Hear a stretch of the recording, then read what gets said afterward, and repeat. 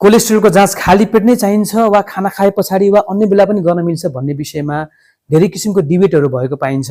Historically कोलेस्ट्रोलको जाँच जहिले पनि खाली पेटमै गर्ने गरिन्थ्यो र अहिले पनि धेरै अवस्थामा खाली पेटमै गरिन्छ। म यहाँलाई यो 3वटा कन्डिसनहरू भन्छु। ती कन्डिसनमा चाहिँ कोलेस्ट्रोलको जाँच जहिले पनि खाली पेटमै गर्नुपर्दछ।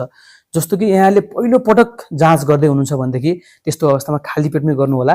दोस्रो अवस्था भनेको यदि यहाँलाई डायबिटिज छ, सुगरको औषधि खाइरहनु भएको छ भनेदेखि सुगरको खाली पेटको जाँच गर्दाखेरि पनि कोलेस्ट्रोल जाँच सँगै गर्नु, त्यो गर्दा तपाईलाई सजिलो पनि हुन्छ र एकैचोटि पनि हुन्छ र रिपोर्ट पनि राम्रो आउँछ।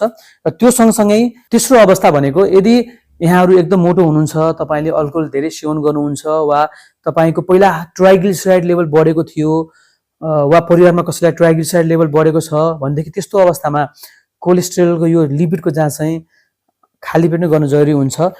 यी अवस्थाहरू बाहेक अन्य अवस्थाहरूमा खाली पेट र खाना खाए पछाडिको जाँचमा त्यति धेरै भिन्न आउँदैन। यसमा एउटा मात्रै भिन्नता भनेको ट्राइग्लिसराइड लेभल खाना खाइसके पछाडि गर्दाखेरि 27 मिलिग्राम पर डेसिलिटर सम्मले बढ्न सक्छ खाली पेटको भन्दा। त्यो बाहेक अरु कोलेस्ट्रोलहरू जस्तो एलडीएल कोलेस्ट्रोल, एसडीएल कोलेस्ट्रोलमा त्यति धेरै भिन्न छैन।